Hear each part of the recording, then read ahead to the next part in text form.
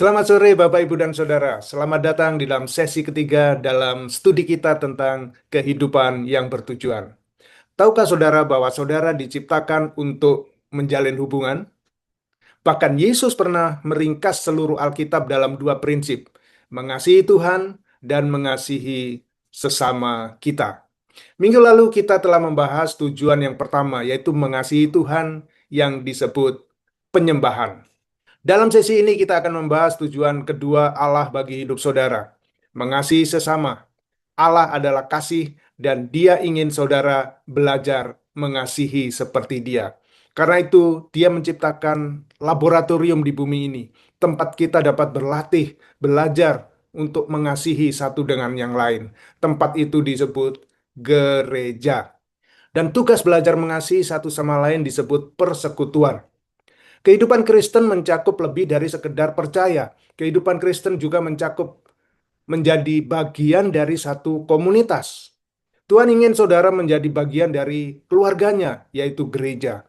Dalam waktu kebersamaan kita akan melihat bagaimana saudara membangun jenis hubungan yang memberikan persekutuan yang mendalam, memuaskan, dan bermakna satu dengan yang lain.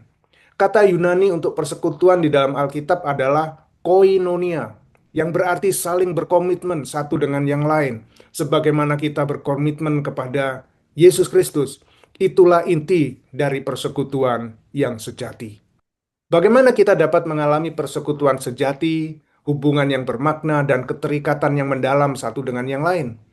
Untungnya Alkitab secara khusus memberitahu kita. Paulus menulis di dalam 1 Timotius 3 ayat 14 dan 15. Aku menuliskan hal ini kepada kamu, agar kamu tahu bagaimana hidup dalam keluarga Allah. Keluarga itu adalah gereja yang hidup. Ini terjemahan dari Contemporary English Version. Lingkari kata bagaimana hidup. Inilah yang akan kita bahas bersama. Bagaimana saudara hidup di dalam keluarga Allah. Bagaimana saudara mengembangkan dan memperdalam hubungan dengan sesama orang percaya. Nah, ada 5 pondasi untuk sebuah persekutuan yang bermakna. Jika saudara membawa Alkitab, bukalah Roma 12 ayat 9 sampai 16. Dan bacalah bersama-sama dengan saya. Mari kita baca. Hendaklah kasih itu jangan pura-pura. Jauhilah yang jahat dan lakukanlah yang baik. Hendaklah kamu saling mengasihi sebagai saudara dan saling mendahului dalam memberi hormat. Janganlah hendaknya kerajinanmu kendor, biarlah rohmu menyala-nyala dan layanilah Tuhan. Bersukacitalah dalam pengharapan, sabarlah dalam kesesakan, dan bertekunlah di dalam doa. Bantulah dalam kekurangan orang-orang yang kudus, dan usahakanlah dirimu untuk selalu memberi tumpangan.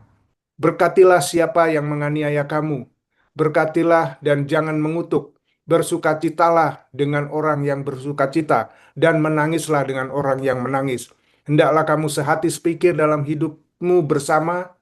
Janganlah kamu memikirkan perkara-perkara yang tinggi, tetapi arahkanlah dirimu kepada perkara-perkara yang sederhana. Janganlah menganggap dirimu pandai. Bagian ini mengungkapkan sejumlah karakteristik persekutuan yang sejati. Dalam studi kita hari ini, kita akan melihat 5 di antaranya. Landasan pertama bagi persekutuan adalah menjadi diri kita yang sebenarnya atau otentik. Persekutuan itu tulus. Orang-orang dalam persekutuan tidak memakai topeng. Ayat 9 dimulai dengan kasih harus tulus. New American Standard mengatakan cinta itu tanpa kemunafikan. Dengan kata lain, tanpa topeng. Dalam budaya pada masa ayat ini ditulis, kata kemunafikan paling sering menunjuk pada aktor Yunani yang mengenakan topeng di atas panggung untuk memerankan suatu karakter atau aktor dan akan mengenakan topeng silih berganti memainkan peran di panggung. Dan aktor itu disebut hipokrit karena mereka terus-terusan berganti peran atau berganti topeng. Dalam ayat ini Paulus mengatakan kasih tidak memakai topeng. Jika kita ingin memiliki persekutuan yang sejati, kita harus melepaskan topeng yang sering kita kenakan. Jika saudara ingin mengasihi orang lain, saudara harus menjadi diri saudara sendiri. Masalahnya, kita seringkali bahkan tidak menyadari bahwa kita sedang memakai topeng. Dalam persekutuan yang sejati, saudara berbagi perasaan saudara yang sebenarnya. Alkitab berkata, jika kita hidup dalam terang sebagaimana Allah ada dalam terang, kita dapat bersekutu satu dengan yang lain. Tetapi jika kita mengatakan bahwa kita tidak berdosa, kita sedang menipu diri sendiri dan kebenaran tidak ada di dalam diri kita. 1 Yohanes 1 ayat 7 sampai 8. Kita tidak menipu orang lain. Kita hanya menipu diri sendiri. Jadilah otentik dan akuilah kelemahan, dosa, serta kesalahan saudara. Keintiman yang mendalam terjadi bukan dalam kegelapan, tetapi dalam terang. Dalam kegelapan kita menyembunyikan banyak hal. Kita tidak ingin orang lain melihat kesalahan, kegagalan, atau kekurangan kita. Dalam terang kita terbuka dan sepenuhnya terlihat apa adanya. Itulah yang disebut otentik. Jika kita hidup dalam terang kebenaran Tuhan, kita tidak berusaha menyembunyikan kesalahan kita. Pelayanan pemulihan memiliki pepatah bahwa saudara hanya sakit sejauh rahasia saudara. Mengungkapkan perasaan saudara adalah awal dari penyembuhan. Itulah inti dari otentisitas. Saudara cukup mengatakan, inilah keadaan saya dan siapa saya sebenarnya. Cara tercepat untuk membangun keotentikan dalam hidup saudara dan dalam kelompok saudara adalah dengan mempelajari dan menerapkan firman Tuhan. Ibrani 4 ayat 12 mengatakan, firman Allah penuh kuasa yang hidup. Firman itu lebih tajam daripada pisau yang paling tajam, menembus jauh ke dalam pikiran dan keinginan terdalam kita. Firman itu menyingkapkan jati diri kita yang sebenarnya. Ini terjemahan dari The New Living Translation. Bukan psikologi populer yang membuat saudara otentik, bukan terapi yang membuat saudara otentik, bukan sentimentalitas yang berkelebihan yang membuat saudara otentik, melainkan membaca dan merenungkan firman Tuhan. Ketika kita membaca firman Tuhan dan membiarkan firman itu menyentuh jiwa kita serta menunjukkan kepada kita di mana kita tidak cukup baik dan di mana kita perlu bertumbuh, maka kita dipaksa untuk menjadi otentik. Dan pilar yang kedua untuk persekutuan ini adalah kesopanan. Bersikap sopan, peka terhadap kebutuhan orang lain. Ayat 10 mengatakan, hendaklah kamu saling mengasihi dengan kasih persaudaraan. Dalam bahasa Yunani, kata untuk kasih persaudaraan sebenarnya adalah dua kata yang digabungkan dan secara harafiah artinya hubungan keluarga. Ini mengatakan bahwa kita sebagai orang percaya harus memiliki kasih seperti kita mengasihi keluarga kita. Persekutuan dibangun di atas kesopanan. Ini berarti bahwa dalam persekutuan kita menunjukkan rasa hormat. Bahkan ketika kita tidak sepakat satu sama lain, kita dapat berpendapat berbeda tanpa bersikap tidak menyenangkan. Alkitab mengatakan dalam Titus 3 ayat 2, dalam terjemahan God's Word, orang beriman tidak boleh mengutuk siapapun atau bertengkar, tetapi mereka harus lemah lembut dan menunjukkan kesopanan kepada semua orang. Inilah rahasia kecil dari sebuah kelompok. Setiap kelompok kecil setidaknya memiliki satu orang yang sulit. Dia berpikir atau berkomunikasi sedikit berbeda dari orang lain. Dia mungkin memiliki kebutuhan emosional yang tidak sama dengan orang lain. Mungkin kebutuhan itu adalah khusus. Dia mungkin memiliki kebiasaan aneh yang sedikit mengganggu saudara. Dia mungkin sedikit kurang dalam keterampilan sosial. Orang-orang ini disebut EGR, Extra Grace Required, membutuhkan kasih sayang yang ekstra. Setiap kelompok setidaknya memiliki satu orang seperti ini. Jika saudara tidak langsung memikirkan orang itu dalam kelompok saudara, mungkin saja orang itu adalah saudara sendiri. Salah satu masalah umum dalam kelompok kecil adalah kecenderungan untuk mencoba memperbaiki masalah orang lain dengan cara yang terlalu cepat.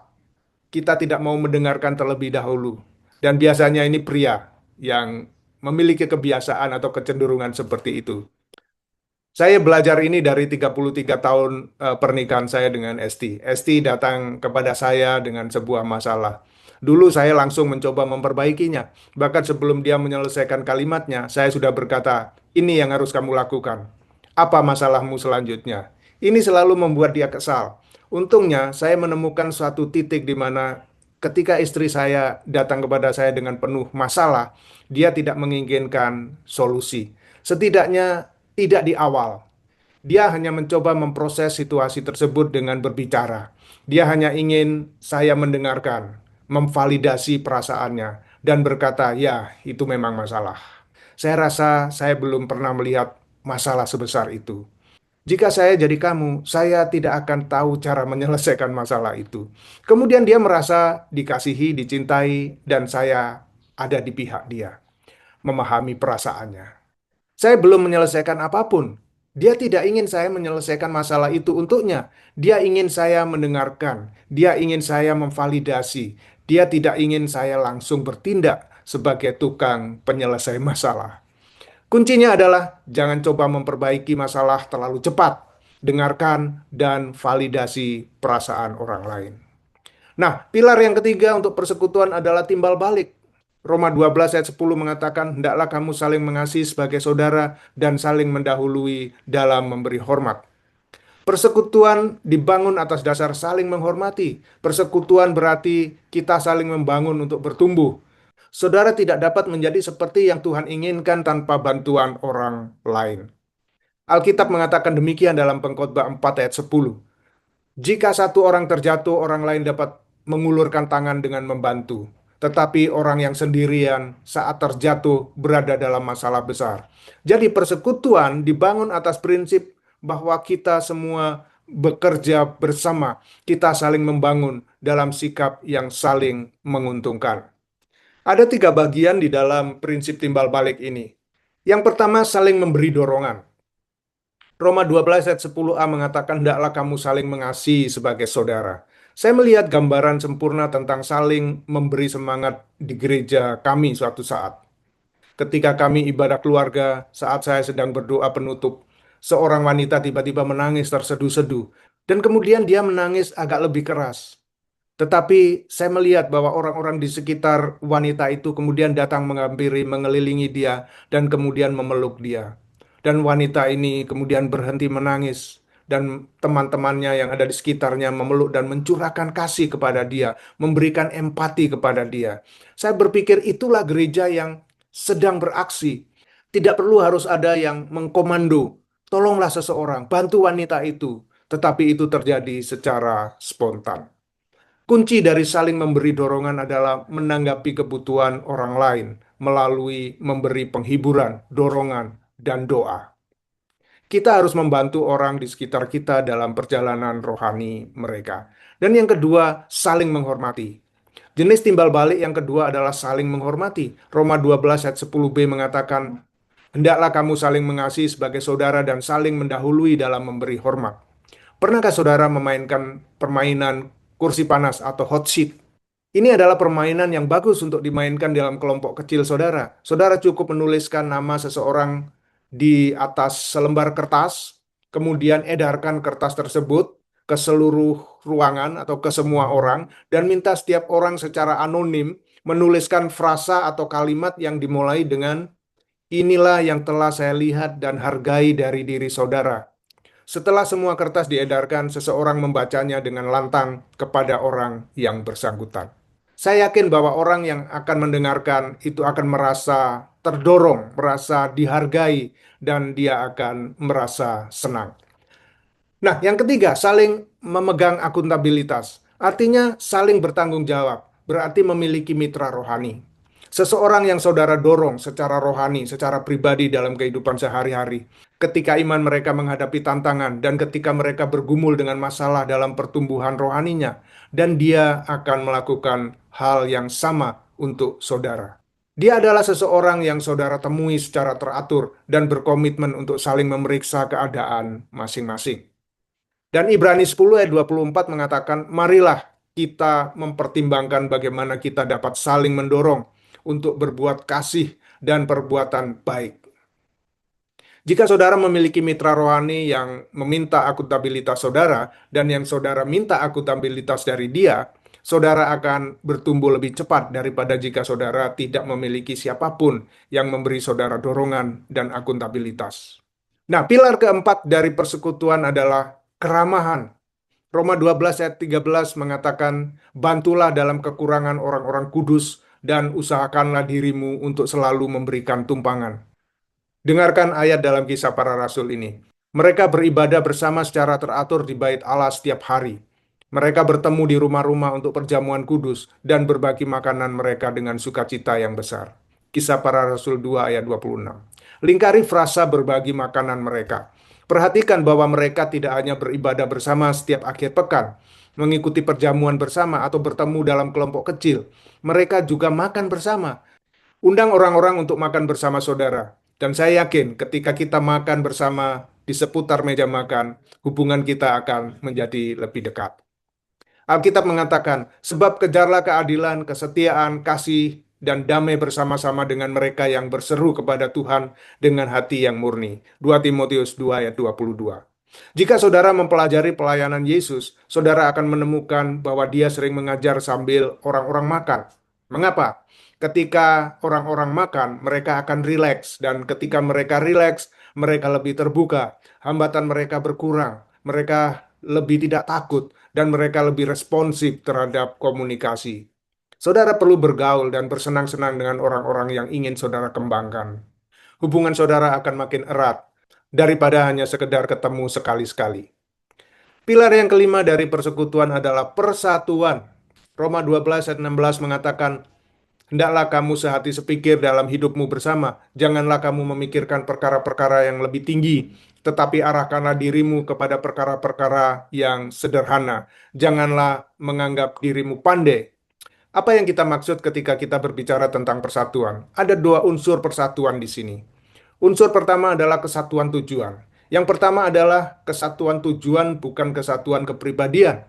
Saudara dapat memiliki kesatuan tanpa keseragaman. Apakah Tuhan ingin kita semua sama? Saya kira tidak. Apakah Tuhan ingin kita bersatu? Ya. 10 kali dalam 5 pasal pertama Kisah Para Rasul, Alkitab mengatakan mereka sehati, mereka semua bersama-sama, mereka sehati sepikir.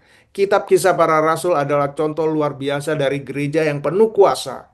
Segala macam mujizat terjadi dalam Kitab Para Rasul. Ketika kita memiliki kesatuan seperti dalam Alkitab, maka gereja kita akan memiliki kuasa seperti gereja di dalam Kisah Para Rasul. Tuhan dapat mengabaikan kekurangan program, kurangnya bangunan, atau kurangnya talenta, tetapi satu hal yang tidak akan diabaikan Tuhan adalah ketidakharmonisan atau perpecahan. Ketika sebuah gereja bersatu, ada kuasa yang sangat besar. 1 Korintus 1 ayat 10 mengatakan, tetapi aku menasihatkan kamu, saudara-saudara, demi nama Tuhan kita Yesus Kristus, supaya kamu seia sekata dan jangan ada perpecahan di antara kamu, tetapi sebaliknya kamu erat bersatu dan sehati sepikir. Unsur persatuan yang kedua adalah kerendahan hati. Kita perlu memahami bahwa kita tidak memahami segalanya. Kerendahan hati berarti bersedia mengakui kesalahan karena kita semua pernah melakukan kesalahan. Kerendahan hati memungkinkan kita mengucapkan 4 kata yang paling sulit. Saya butuh bantuan. 3 kata yang paling sulit, yaitu saya salah. Dan 2 kata yang paling sulit, maafkan saya. Mengapa kerendahan hati sangat penting? Yakobus 4 ayat 6b mengatakan Allah menentang orang-orang yang sombong tetapi memberi kasih karunia kepada orang-orang yang rendah hati. Kita semua menginginkan kasih karunia Tuhan dalam hidup kita, bukan? Sebagian besar dari kita dapat mengatakan bahwa kita menginginkan kasih karunia Tuhan dalam hidup kita setiap hari. Dari mana asalnya? Itu berasal dari kerendahan hati dalam hidup kita. Itu datang ketika kita menyadari bahwa kita membutuhkan kasih karunia Tuhan dalam hidup kita. Bagaimana kita menjalani dan menunjukkan kerendahan hati itu dalam kehidupan sehari-hari kepada orang lain? Pertama, saudara melakukannya dengan menerima kelemahan orang lain. Saudara tidak mengharapkan orang lain sempurna, karena saudara sendiri pun tidak sempurna. Saudara menerima kenyataan bahwa mereka memiliki kelemahan seperti orang lain pada umumnya. Dengan menerima orang lain terlepas dari kelemahan mereka, saudara menunjukkan kerendahan hati kepada mereka. Yang kedua, saudara melakukannya dengan menerima kelemahan saudara sendiri. Kita semua memiliki banyak kelemahan. Nah, saya akan merangkumkan pelajaran kita hari ini. 5 pilar pembangun komunitas yang sejati. Setiap kita menginginkannya. Kita mendambakan tempat di mana kita dapat berbagi perasaan kita yang sebenarnya, yaitu menjadi otentik. Perbedaan dihormati. Kesopanan. Kita didorong untuk bertumbuh secara rohani, saling menghormati. Kita menghabiskan waktu bersama orang lain untuk mengenal mereka, keramah tamahan, dan kita menemukan dukungan untuk tujuan kita, dan kita diterima meskipun kita memiliki kelemahan, yaitu persatuan. Setelah mendengarkan pelajaran ini, saudara akan memiliki banyak waktu untuk berdiskusi dan membicarakan hal ini. Mari kita akhiri di dalam doa. Bapa di dalam surga, terima kasih untuk pelajaran hari ini bahwa kami diciptakan untuk menjadi keluarga Allah. Tolonglah kami ketika kami berdiskusi dan membicarakan hal ini di dalam kelompok kecil. Di dalam nama Yesus kami berdoa. Amin.